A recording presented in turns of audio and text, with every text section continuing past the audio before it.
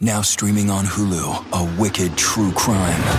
It was a kidnapping, torture case. A crime of greed and cruelty. The men tortured the victim by beating, tasing, and burning him. But it didn't end there. And this is where it gets really horrible. The guy was cutting off my roommate's penis. It was like a bad dream. This crime was horrific. He's a psychopath. Wicked Game, Devil in the Desert. This was a story about greed, sadism, evil. Now streaming only on Hulu.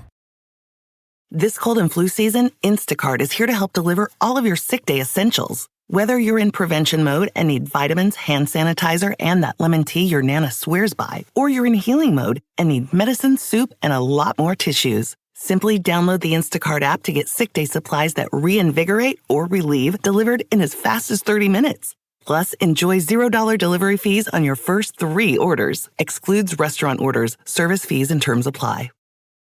For exclusive podcasts and more, sign up at patreon.com/partnersincrimemedia. This week's Law & Order Marathon winner is Jennifer Tate from Winston-Salem, North Carolina. Jennifer will get a marathon decal showing she watched 26.2 hours of her favorite crime show. To be next week's winner, sign up at lawandorderpodcast.com. I'm Kevin Flynn with Rebecca Lavoie and Lauren Milberger, and these are their stories. You think you know who did it, but you don't know who did it. Law and order, law and order, law and order. It's no ordinary police procedural, baby. It's the FNOG of police procedures, baby. Law and order, law and order, law and order, law and order. These are their stories, these are their stories. Welcome to These Are Their Stories, the podcast about network TV's most enduring crime franchise and the real-life cases that inspired their shows. I'm Kevin Flynn. Each podcast will break down an episode from either Criminal Intent SVU or Original Recipe. And today we're looking at Special Victims Unit Season 20, Episode 10, Alta Kockers. Liar. Huh? I'm a liar? Huh? Well, tell him about Izzy Berkowitz. Hey, who's Izzy Berkowitz? He cheated him at Gin Rummy. A whole summer at Kutch's.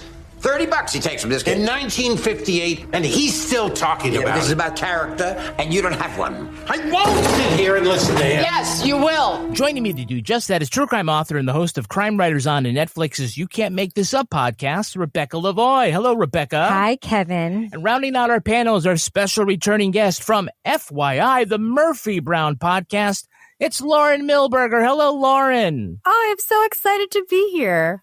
I noticed on your resume, your acting resume, that you say that among the dialects you can do are New York and New Jersey. Yes. Can you demonstrate the difference? I can, actually. All right, let's see it. The biggest way, I feel, because I'll do it and people are like, oh, that doesn't sound different. But I'm from northern Jersey, which is different than central Jersey, which is way different than, South Jersey, which is more sort of a Philly accent. We have the thing that I always talk about is a sound that was very hard for me to get rid of, which is sort of a syllabic S. So if I was 16 and you asked me, what I was going to wear to the prom, I would say a dress. Yeah, a dress with a little explosive at the end. Exactly. They do that on Long Island too. That's where a little I grew bit, up. yeah. But they have other sounds too, like idea. Yeah. Which also is like, what? No, it's idea. Because I went to college in Long Island. So I've got all of the tri-state area. But I actually have a little mini tape of me and my high school acting teacher, because she was a professional, trying to get the S out of me. And I can't hear it. She's going, dress. And I go, dress. So it's similar, but it's a couple sounds are off. I also had a teacher to try to get the S out of me, but it was completely different. Ew. Is that Catholic school by any chance? Oh, hey now. So, Lauren, of all the franchises, which two cops are your favorite Law and Order detective team? Favorite Law and Order detective team? Olivia Benson is my absolute favorite. Like, no one can match her. Yeah, and she doesn't need to be paired with anybody, Flynn, is what you're saying, right? Yeah, she can stand on her own. She works, Stabler, obviously, great. Okay. But, yeah, you can pair her with anyone, and she's great. I'm very happy to be talking about SVU. And who is your favorite prosecutorial team? Favorite Law and Order District Attorney prosecutorial team? I'm a really big fan of Jack McCoy, being someone who started watching Law and Order from the beginning. So that's going to be my favorite. And I actually like Angie Harmon because I also met her once and she was really nice to me. Maybe it makes me a little bit biased. Glad to hear it. Yeah. So those are my two.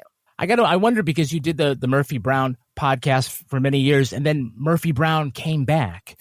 And I'm wondering if you're like us. When Law and Order came back, I took one look at Jack McCoy, and I'm like, I don't know if I actually wanted this. Oh, no.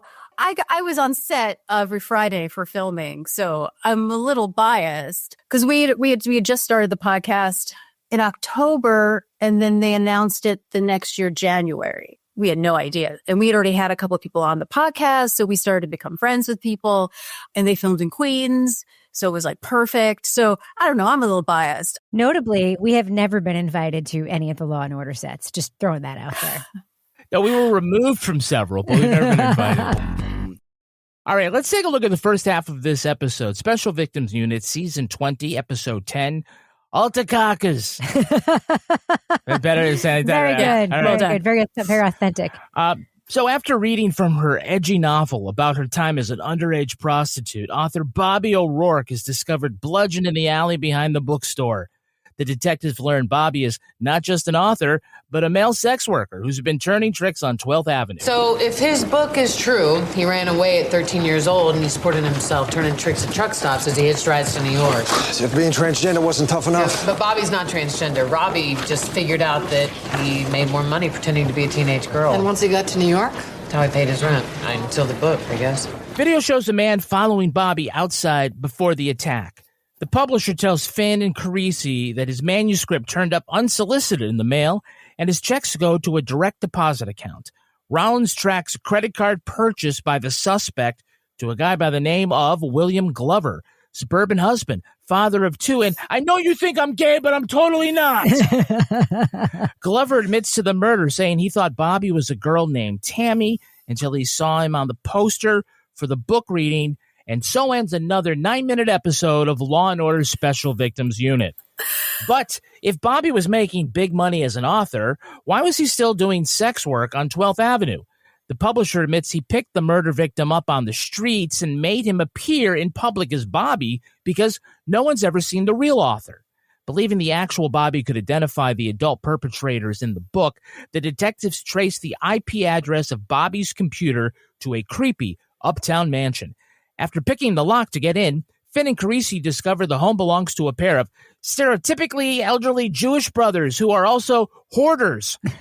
They spot dried blood on the floor and arrest Joe and Ben Edelman, believing they have done something to the missing Bobby O'Rourke. Now, the best episodes of Law & Order are the ones in which they do performance art. Oh, no, they're not. And you know, when they need some stylized prose, there's one writer in the room says, hey, I already got you covered. Oh, my God. Now, the calluses on William's fingers scratched my thighs in 20 spots at once. Now, the stale cigar breath engulfed my tongue. Now, his yellow incisors nipped at my earlobes and neck. The Kraken has trapped the barracuda and is toying with it before the feast. There were people at this reading getting visibly horny at this reading. Yes. One of the lines was, it slithered down my throat like a worm. Another line was about yellow incisors. Like, this was the least horny sex book. These are extras, right? So, like, a lot of times you can't control them. I don't know. There seemed to be a lot of horniness going on. No, I didn't notice that because what I was paying attention to was I filmed in that bookstore. No. No. I did an episode of The Following in that bookstore. Oh, wow. And you know, at the top of the stair area where like he's staring down, I was killed on the top of that stair in The Following. Wow. So incredible. I was like, wait a second. I know this place. I mean, it's gorgeous. You can tell. So you were horny then, is what you're saying. for my own performance. Exactly. Who wouldn't be? Who wouldn't be? But Rebecca's completely right. They're reading a copy of this book. It's called Blue Barracuda. Oh. And then there's a couple in the front. Blue Barracuda 1. Oh, yeah. Well, this couple, they're groping each other like Lauren Milberger at Beetlejuice. It was like, come on. Why did I not notice that? See, I was so indulged with my own self. No, I actually I paused it, but I Googled because I was like, I want to remember. This is actually really great. It's Housing Works in Chelsea. And there's a whole bunch of stuff that filmed there. Anyway. Well, when you need books, that's where you go. Bookstore. Bookstore. Finn and Carisi are partners in this episode because Rollins is on semi-desk duty because she'd be pregnant. Yeah. So pregnant. Now, question. Is she actually pregnant in real life? Yes. Okay. I was wondering. Perpetually. Not perpetually, but enough where it becomes a narrative problem or opportunity. Yeah. Well, what's amazing about this pregnancy, by the way, is that she lied about being pregnant for many, many months, and she was visibly pregnant to the viewer. And then finally, Olivia sits her down and is like, girl, are you pregnant? She's like so big. It's ridiculous. They're an elite sex squad. Like, I don't know. I think she might be pregnant. Yeah, might be. So Finn and Carisi meet Benson at the crime scene, and Carisi's asked, well, was this victim raped? Was she raped? Apparently not. All due respect, Lou, but what are we doing here? She's not a she, physically anyway. We may be looking at a hate crime. You know what? Still not your department. There's a whole other hate crime unit. Dick Wolf has been trying to spin off hate crime as a pilot for years. For 5 fucking years. Really? Yeah. Yeah. I mean, that makes sense. Yeah. That's a whole division. It's a whole hate division. crimes, apparently. Actually, to bring it back around, you want to know who baby daddy number 1 is? Who? The guy who's the head of the hate crimes unit. Declan, what's his face? That's correct. Declan Murphy. Yes. God damn it. Mr. McIrish. Mr. McIrish. So they see a suspect on video follow Bobby outside. And then they find their way to William Glover because while he was in the store, he bought a book and paid for it with a credit card. So what section does one browse before they commit a murder? Self-help? Oh my God, I was about to say the same thing. Perhaps, and that's why it didn't work. Perhaps there is a section on gardening. Had a high body. We actually know what section he was browsing. Oh, we do. We saw it. He was browsing the, quote, journalism section, which had the titles including Dog and Cat Breeds and Murder Lust. I mean, having filmed, though, I have a feeling that they were like, this looks like a good place. Let's just put you here. Yeah. Those are not journalism books, by the way. They are not. No, you're right. I actually had this note. Dog and Cat Breeds, Who's Who? It's the actual title. That's, And Murder Lust. And Murder Lust. Sounds right. Gotta do So they it. go to Glover's house. He's throwing a football around with his 2 small children. And then his wife comes out and says, Got a whole leg of lamb. If your friends want to stay. Maybe you should just eat without me. Why isn't this wife more pissed? Or curious. Or also the cleanup for dinner. Is this 1955? My mother never told us to clean up for dinner. I just was like, wow, this is very quaint. But she's got an entire leg of lamb the whole thing. in there 4 hours, and you're walking off with 2 strangers, no explanation. Never to be seen again. Well, he probably has done this before. He must have. Meanwhile, that's 8 pounds of meat for a woman and 2 4th graders. Yeah. I mean, for a guy who's, quote, not gay. I know, right? Right. I'll just say, as we get into this, it's very hard to not misgender the character of Bobby. Because they do. Was also Can we Tammy, talk about that? Because it yeah. made me so uncomfortable. Oh, my God. Right. I was so uncomfortable. And then I started going on. I was like, is that even when they were like, oh, they're not trans? I was like, I don't believe you. No, I you don't believe you. that, Rollins. Well, here's how the writers have worked it out. Let's do the scorecard here so that the character of Bobby is also a fake author. Yes. Now, the fake author Bobby is a female, but she is played by a boy who they say isn't transgender, just someone who likes to do sex work as a girl. So the pronoun becomes super complicated, right? But how do they know that? They don't. They don't. But they figure it out. But I got really uncomfortable until we got to the part when it was not the real person. And I was like, okay, I guess I could say, but it just, it made me very uncomfortable when they were misgendering her. I was like, I don't understand what's happening. Or him. It just, I don't know. Right. Okay. That's why people use the pronoun they. So you just like, yeah, well, that's what I would, let's just not misgender anybody. Can I just throw something out for the scorecard? Yeah. When they find out that Bobby did not write the book, they should stop misgendering fucking Bobby. I know. Alan would not have known that. But they don't.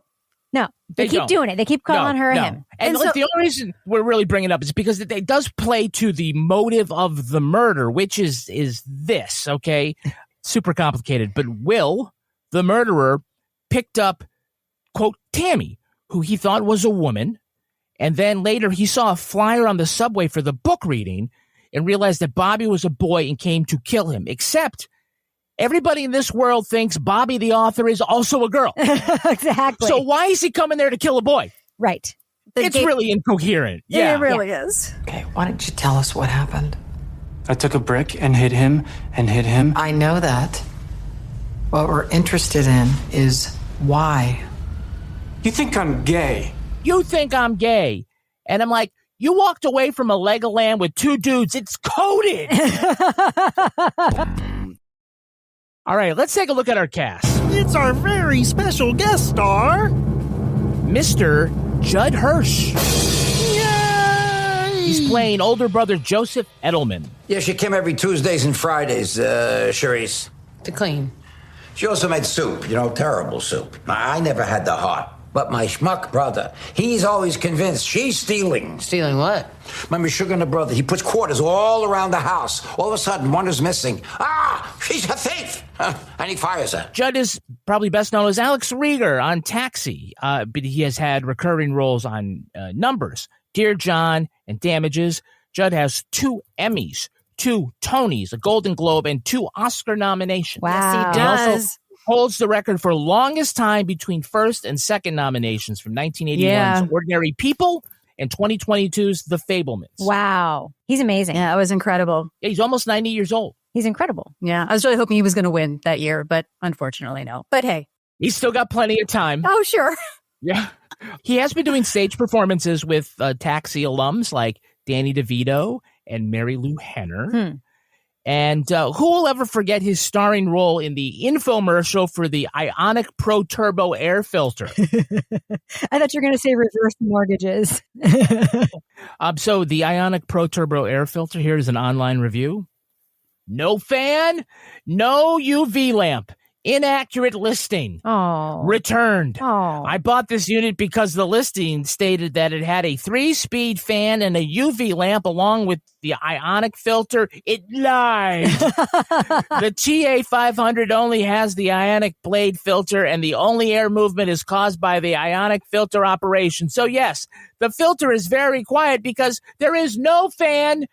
2 stars. Damn it, Judd. Damn. I'm never trusting that man again.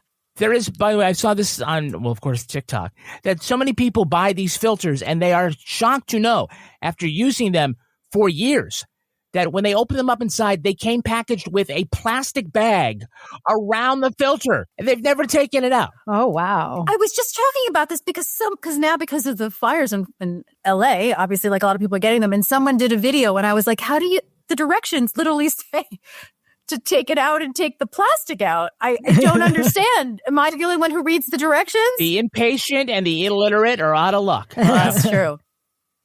Well, we do have a Hey, It's That Guy. Hey, it's No, a very special guest star. Yeah. I just did a very special I think he also is Come one. on. How is he not Come a very on, special Kevin. guest star? Don't hijack my show. Kevin. All right, another special guest star. Yes.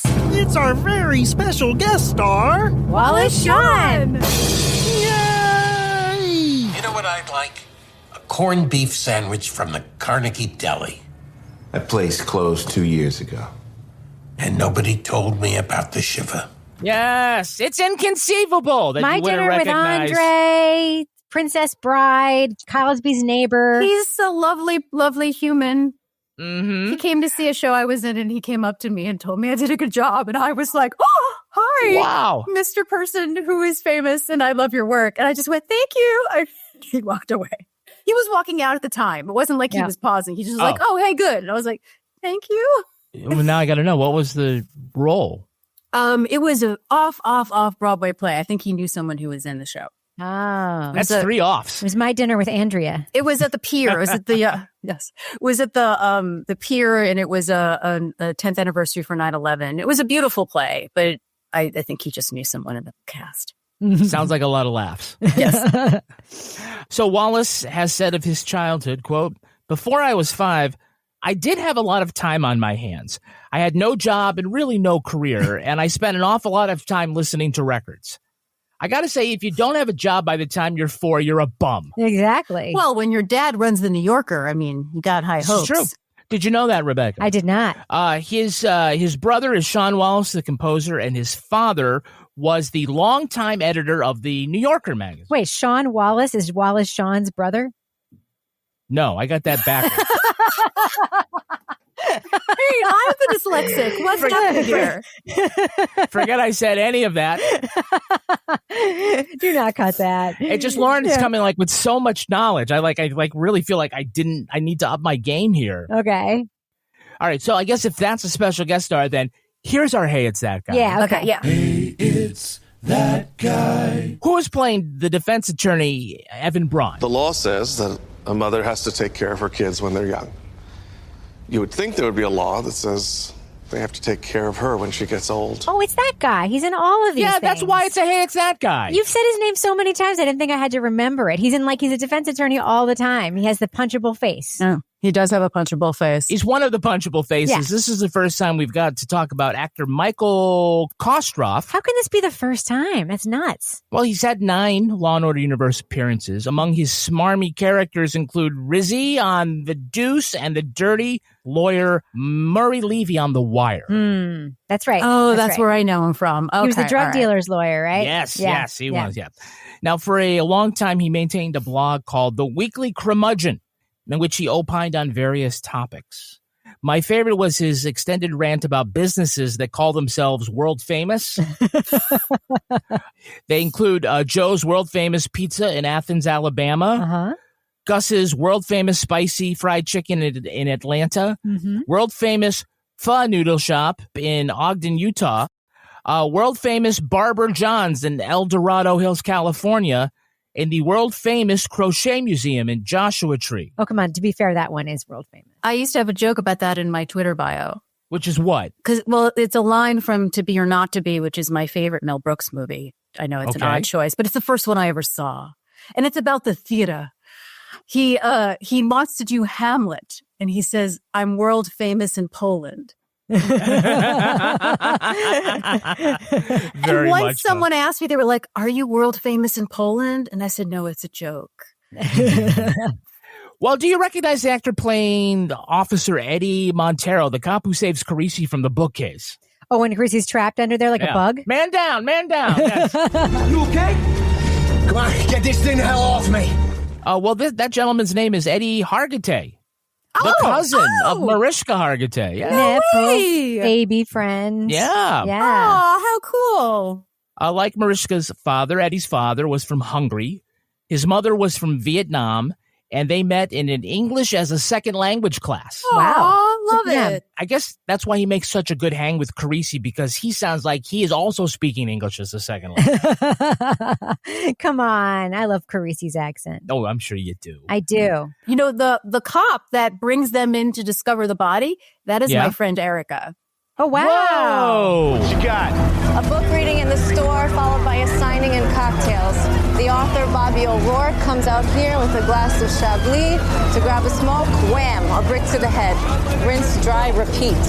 So that's why it was like, this episode feels really personal to me. You were so distracted by all the people you knew and places you knew. So lastly, can you tell me the name of the guy getting horny with his girlfriend listening to stories about teen prostitutes? And yellow incisors? Yeah. Who is that guy? Well, did you want to hear the audio clip? Sure. No, there is no audio clip. He didn't say anything. He just was grabbing her. I'm sure it is just an extra. The guy's name is James Beeman. If you blinked, you would have missed him playing Roman's advisor in an episode of Succession. And he's been a drag performer since the 1990s. Oh, he created cool. a cabaret act playing Lauren Bacall in Bacall by herself. Oh, I love this. I would, for one, would love a Lauren Bacall, Gracie Allen crossover. So putting you on the spot, what would Gracie Allen say to Humphrey Bogart? I really loved you in that film Sierra Mist. Well done. James was once an employee at New York's Museum of Sex. Wow.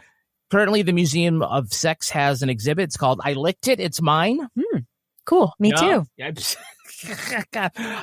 They have had lots of other kinds of exhibits. They've had Lovers of the Hereafter. People have sex with ghosts? No, but it's like you've seen like these traveling shows where human bodies that are just like skeleton and they're posed in different ways. That. And they're like exploiting. Yeah. Yeah, they're riding bicycles or playing soccer. And in this one, it's skeletons fucking in every dirty position. Wow. Okay, I'd go to that. But are they? Wait, but they're really skeletons. They were donated bodies, donated to, quote, science. And then this is where they ended up forever, fucking each other. Because otherwise, I have no problem with it. But I guess consent is consent. I mean, if you sign up, you never know what you're going to get. That's why you got to read that fine print. Yeah. Would you rather be in a body farm rotting or fucking some other skeleton forever? That's a real Sophie's choice. I would like to actually become a tree because you can become a tree. Bette Midler wants to be a tree. I would like to be a tree. Yep. So the museum also has a collection of historical contraception. Yes. From Egyptian diaphragms made from fish intestine, Roman barriers made from fruit husks, and the unused condom from high school that I carried around so long it burned an O-ring into my wallet. You know what we forgot to talk about when we talked about Will? What? Who's definitely not gay. Oh. How he described Bobby and his encounter with her. That was so fucking weird. Her hair is silky like a butterfly's wings. Why don't you tell us what happened, okay? She had a little trouble unzipping my pants. Her hair was so soft, silky like a butterfly's wings, her mouth warm and wet. I'm just saying. It was weird. Definitely agree. But is it supposed to be a reference to Madame Butterfly? I don't know, but it was gross. And it was just like very little bit too, what's the word I'm looking for? Pornographic? Yes, that. There was a lot of creeps in this episode, but it is SVU. Yeah. I mean, you can't count an SVU episode having creeps. Because they don't have enough shit to do at SVU. Seriously. Look, if they can locate the actual Bobby, then they could arrest the adults who raped her in a book. And if they're really looking for all the those real life Johns who are preying on underage sex slaves, go to 12th Avenue. Apparently, that's the place. That's where they all are. We've heard the whole episode. That's where you find them. And if you didn't see them, that means you weren't there. That's right. Exactly. Now, nobody in the press has picked up on this great story that the author killed at her own book signing wasn't really her. The best-selling author? The best-selling, yeah. Is that really been released to the public, though? I don't know. I mean, I think a lot of these journalists are just too busy reading about dog and cat breeds, apparently. Okay. So Finn says that he traces the IP address of a royalty payment to a big house on 150th Street. And a neighbor comes out and she says, well, I've never seen anybody come out of there. So Finn says, Sergeant Tutu, all SVU, we're going to need a team and a warrant. Why? Yes. Why? Because Bobby is so obviously being held captive, we have to immediately pick the lock. That's so interesting because at first I thought they thought the people inside were dead. Oh, I see didn't that. put it together until I was like, they think that Bobby's in there. Okay. So they pick the lock and they go inside and it's dark and it's musty and then there are papers piled everywhere. It's a hoarder's house. And that's when Joe and then Ben appear. And so the cops pull their guns on Joe. Whoa. Put your hands on your head. What the Put your hands above your head. Hands on your head. Whoever the hell you are, this is my house. I don't appreciate this. And then Benjamin comes out and he's leaning on a cane. And Finn says, Hey, you! Stop right there. Put your hand on your head. Put your hand on your head. Your hand. Now keep that other hand on that metal stick that could be used as a weapon. Right. But just the one hand on your head. Do you think if he put both hands on his head, he would just topple over like, oh no? Here's my other question about these two gentlemen. I think I have a way to retcon and put the little bunnies plot bunnies together. Okay. But they have two different accents. Yes. I noticed that too. Because Judd Hirsch is doing a very specific New York Yiddish accent. Mm-hmm. And Wallace Shawn is just Wallace Shawn. Yeah, he doesn't give a fuck.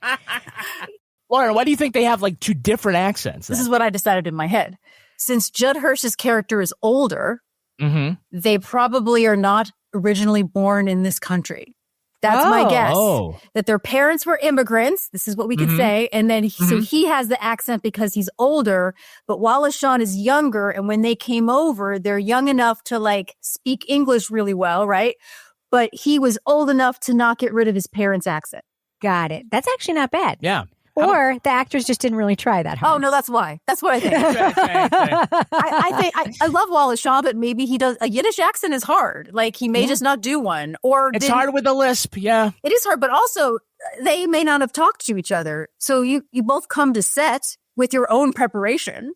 Yeah. I don't fault them at all. And then you go, oh no, the other actor's doing an accent. No, I didn't prep one. Oh well. Like, it's not your fault. I barely studied my lines. Inconceivable. Kevin, I have a question about this scene. Yeah. Carisi walks into this room and he covers his face as if he smells a dead body. Yes, he does. And then Wallace Shawn just appears. Was he taking a shit behind that door? That was my big question. No, I think it's just so gross. I mean, I have a friend who, actually two friends who have parents who were hoarders, and it's pretty gross because things get lost under there. Food, chicken carcasses. Things, exactly. Like it gets lost forever. I wonder if they want us, the audience, to wonder if it's a dead body. Yeah, same. Yeah. Which is a cool, little piece of trickery. Yeah. I mean, apparently they've been living inside this house now for 50 years and they hate each other. But why do they hate each other? Because apparently Joe voted for Gerald Ford. That made me laugh so hard. Man, of all the political family beefs, this has got to be the quaintest one. It's so cute. It's very adorable. Do you think in 2070 some hoarder brothers, one's in a faded red hat, goes, he voted for Kamala?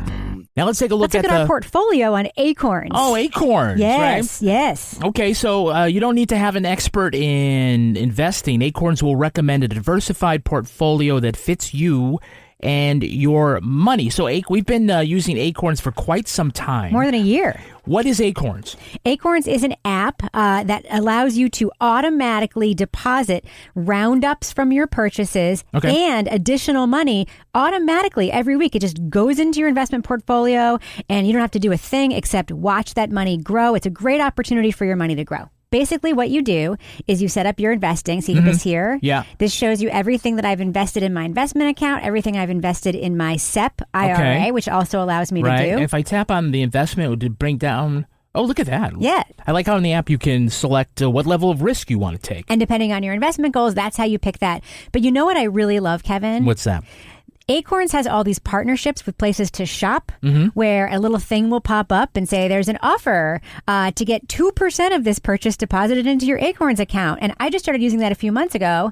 And look at how much I've already had deposited just because of shopping at places I was going to shop anyway. Oh, yeah. All these major retailers here. This one's like 2%. This one's like $5. Yes. Yeah, okay. This travel site is 3%. So head to acorns.com/stories. And download the Acorns app and start saving and investing for your future today. Paid non-client endorsement. Compensation provides incentive to positively promote Acorns. Tier 2 compensation provided. Investing involves risk. Acorns Advisors, LLC, an SEC registered investment advisor. View important disclosures at acorns.com/stories. Now streaming on Hulu, a wicked true crime. It was a kidnapping, torture case. A crime of greed and cruelty. The men tortured the victim by beating, tasing, and burning him. But it didn't end there. And this is where it gets really horrible. The guy was cutting off my roommate's penis. It was like a bad dream. This crime was horrific. He's a psychopath. Wicked Game, Devil in the Desert. This was a story about greed, sadism, evil. Now streaming only on Hulu. All right, now let's take a look at the second half of this episode. Here we go. The detectives learn the quarreling brothers have been living in their late mother's house and haven't been outside in decades. Now, your parents are listed as the owners of this house. Dad died in 1969. Mama in 73. I'm sorry to hear that. They were good parents. Rest in peace. Joe hasn't left the house since. What about you? I was supposed to let him keep it all to himself? Searching the mansion for signs of Bobby, Carisi trips a booby trap, causing a bookcase to fall on him. It reveals a hidden room with a laptop and a copy of the sequel, Blue Barracuda 2. DNA from the laptop matches the blood on the floor. When Benson accuses the brothers of harming the young author, Ben admits to writing the book under Bobby's pen name because they needed the money. Well, when it seems like the only crime committed was literary fraud, Carisi discovers the Edelmans' dead mother in a freezer chest. Rollins says Rose Edelman was chock full of painful lung cancer, but died from being smothered 50 years ago. Olivia says the prose in Blue Barracuda reads like someone who was an actual sexual assault victim. She visits Ben in Rikers, who reveals that he was molested as a child by an after-school counselor. Joe tells Amanda he was molested by the counselor. In all these years, neither brother shared their secret with one another. shit-stained district attorney Peter Stone offers the Edelmans a generous plea for the murder of their mother, but they refuse it. As the trial begins, Joe stands up in court and takes the blame for the death, then conveniently falls to the floor from a massive heart attack. After he passes away at the hospital, Ben tells his dead brother his long-held secret using the language he wrote in the best-selling book. All right, I'm going to say this is probably the worst episode of SVU I've ever seen. Really? I thought that's saying a lot. That is saying a lot. Because I believe the second half is just an extended riff to allow the guest stars to just play caricatures that's fair. of all Jewish men and make jokes using Yiddish phrases. Should we go through the Yiddish? And say offensive things using a couple very of offensive things. And this Bobby boy, He dressed as a girl. a fegler. Yeah, but I don't think it's okay to say that word anymore. Why not? Because it hurts people.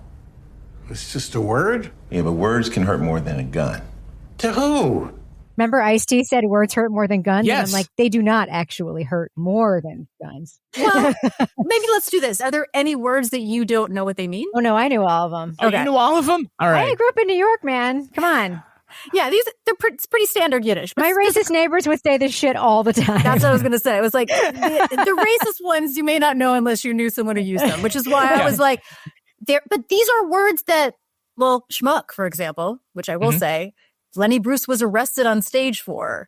Yeah. Saying schmuck? Saying schmuck. And so it's hilarious now that it's in this. But there's a very particular word that I gasped that they the used F1 on or national. the S1? The one that describes black people or the one that describes gay people? The first one. Kevin, you said this was the worst episode I'd say it's my least favorite. I thought why? it was really I bad. just want you to know. Yeah. I want you to know. I watched this with our son, Teddy, who's 22 years old. Here are some of the quotes that I wrote that he said during this episode. This is great. Quote, what the fuck is this episode? Quote, what the fuck is happening in this episode? And quote, this is a fucking terrible episode. Now, so back at the hoarding house, Creasy and a half dozen cops are still looking for signs of Bobby when he triggers a booby trap that causes a bookcase to fall on him. Who was that designed to keep out? The brother. That's brother. He was going to kill his brother to keep him away from his computer? I think it's full out War of the Roses in that house. If you've seen that movie, I think that mom was living on one side of the apartment, the house, and mom was living on the other. Yeah. I really think that they were like having a war. Well, it leads to a secret room where someone has been using a laptop to write a sequel to Blue Barracuda, which is titled Blue Barracuda 2. The best. Which is the best. The way most sequels for books are written. There are no book series that are titled that way, but it is the best. When I saw that, I was like, that's for me the tire screech of this being a horrible episode. Okay, I think that Rebecca, I don't know, based on your detective work at the bookstore, did you do what I did, which was pause the video to read some of the opening scene from Blue Barracuda 2? No, I did. No. Okay. I cannot believe NBC missed all of this. So it starts off that Bobby is back on the street. This is how it starts. It says, but what's a 17-year-old girl with no education to do? A girl whose only real job skill is giving good cock and ball. Oh, my God. Yeah. That was right there in print. You gotta love what the censors miss. Wait, way to go, prop department. Good for you. So it looks like when they're going to be arrested for doing, I guess, something to Bobby, Ben confesses that he's the one who wrote Blue Barracuda. Why do you think Bobby never showed his face? The bartender from Molly Malone's. That you remember. That's where I got my hero's name. The truth is, we didn't kill Bobby O'Rourke. You people did. And he said that he paid the deli guy to purchase a laptop and set it up. Okay, but then where's the Wi-Fi coming from? Next door.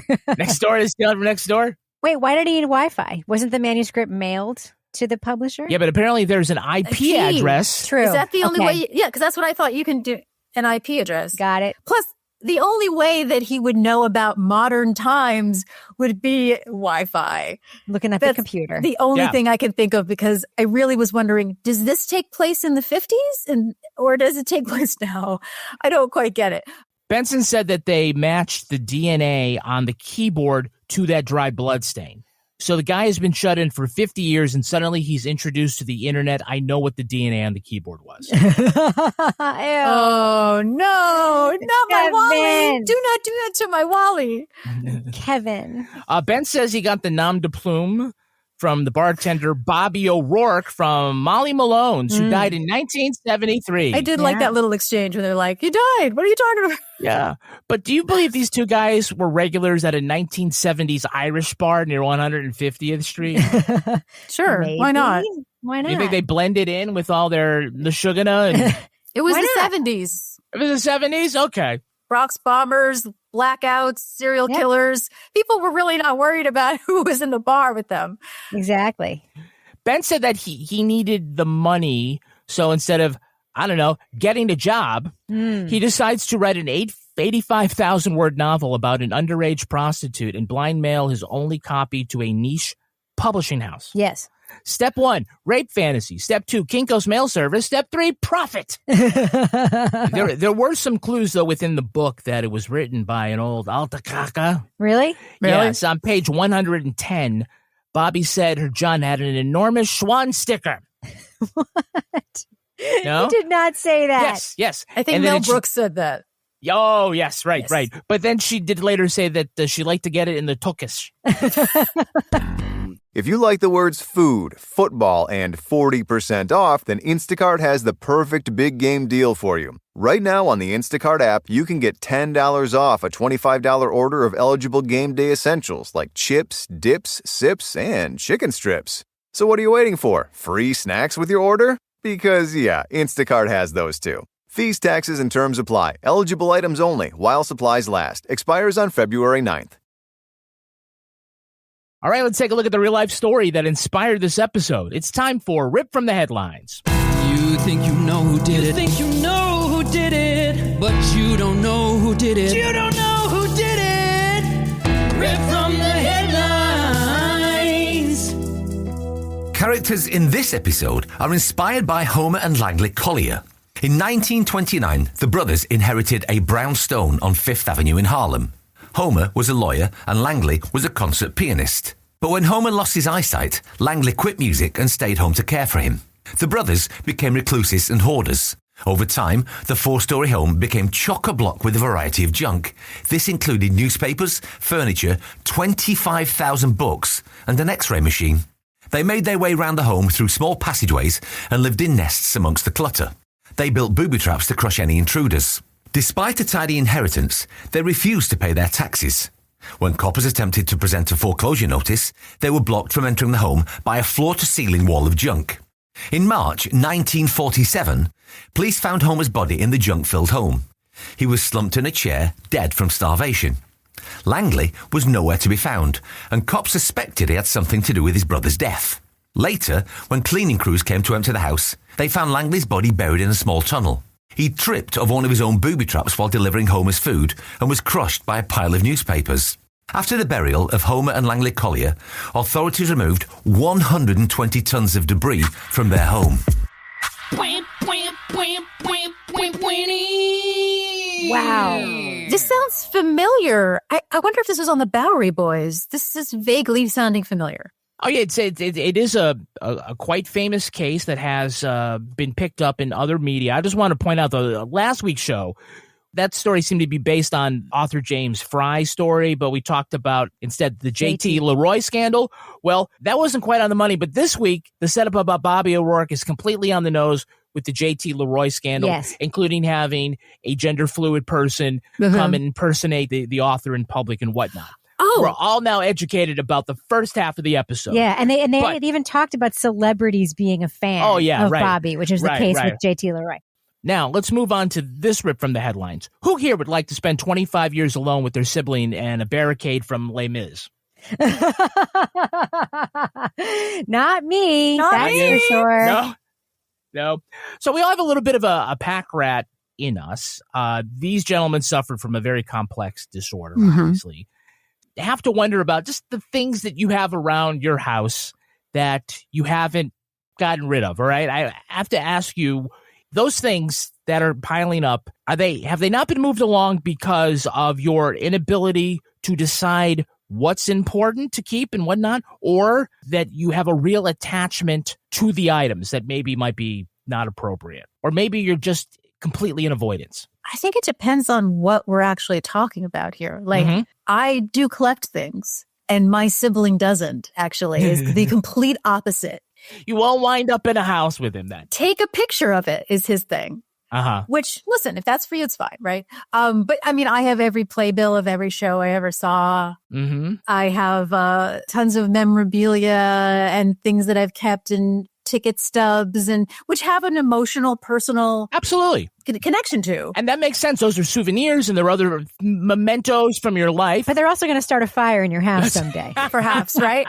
Well, we'll start a fire, which is a very Jewish thing, although maybe it's more of an ethnic thing. But I saw it in Crossing Delancey recently, and I laughed my ass off. Is my mother taught me to keep a good bag. You never know when you're going to meet a good paper bag or a plastic bag or something from a store that looks really nice. And I have become the person who goes, ooh, that's a nice bag. That's a nice bag, yeah. In fact, I have one right at my foot, which has some papers in it. I just realized I'm not a hoarder. Oh, you don't? Keep saying it, yeah. Say it with a little more enthusiasm, so I believe you. I'm not a hoarder. I'm looking at it right now. It's a beautiful bag that looks like a Tiffany's bag, but it was from a cake place that I went with my friend, and I went, oh, that's a nice bag. And then I put like my W4s in them until I need them. So there's also that. So the Collyer mansion was knocked down. Today there is a pocket park where it used to be. It has about a half dozen trees, one bench, and of course, one trash barrel. Oh, nice. You guys in New York will just celebrate anything, I think, right? So inside they found 30 years worth of bundled newspapers and thousands of bottles and cans. Just clap your hands. Just clap your hands. Oh, That's okay. where it's at. They had 2 dining tables and a gramophone. Gramophone. Okay, I got it. You got it? I got it. You're the fan of Beck? All right, okay. I'm not a fan, but But you got the reference? Oh, Okay. sorry, I didn't. I didn't listen to Beck. Well, they had like a whole bunch of stuff. I mean, they found bowling balls, a Model T chassis, human organs in pickle jars. What? Wait, go back. Yeah, human organs in pickle jars, like pickled organs. No, but whose organs? I don't know. I don't know. Are we talking serial killer? Are we talking found on eBay? No, remember, this is like turn of the century curiosity things. Oh, fair. You know? That's right. I forgot where we were. So, yeah. Okay, so it might have been legal. I think it was legal. Okay, all right. A lot of the stuff, I'm going to say a lot because there was a lot of garbage. Some of the things that were salvaged were sent to like museums and weird shows and things like that because it was a lot of stuff. 25,000 books. 2,000 of them were about the law. A lot of medical books, the X-ray machine. There were 8 live cats. They had 14 pianos. 8 live cats? 8 live cats. So the guy starved to death, but the cats were alive? I wonder what they were eating. I was just going to say. But let's go back to the pianos. Please, yes. Okay, where? All over the place. Remember, one of them, I think it was Homer, was the concert pianist who stayed at home. Okay. One There or the were other. 4 floors. There were 4 floors. There were several grand pianos and some upright pianos and bowling balls, Model T, pickle jars of organs, 14 pianos. Man, 1940s Amazon was amazing. Seriously. That's going to do it for us. Want to thank our special guest, Lauren Milberger. Lauren, where can our listeners follow you? In the, way that the social media is, who knows? But I'm mostly always Lauren Milberger anywhere. So anywhere that you like to follow someone, whether it's Blue Sky or Instagram, you can find me there. And I love to talk about television. So please come find me. And Rebecca Lavoie, how can our listeners follow you? You can find me everywhere at Reb Lavoie. You can find us at Law & Order Pod on X. We're on Blue Sky. Follow us on Instagram at These Are Their Stories Podcast, or like and subscribe on YouTube and TikTok. Smash that subscribe button, whatever that means. Our newsreader was Cy Frater. Our theme music was composed and performed by Uncanny Valleys. Content assistance from Travis Roy. Lily Flynn handles promotions. All clips in this podcast were used in compliance with the U.S. Copyrights Act, fair use exemption for criticism and commentary. Go to lawandorderpodcast.com and sign up for our newsletter for a chance to be our next Law & Order Marathon winner. These Are Their Stories was recorded in Studio C and is a production of Partners in Crime Media.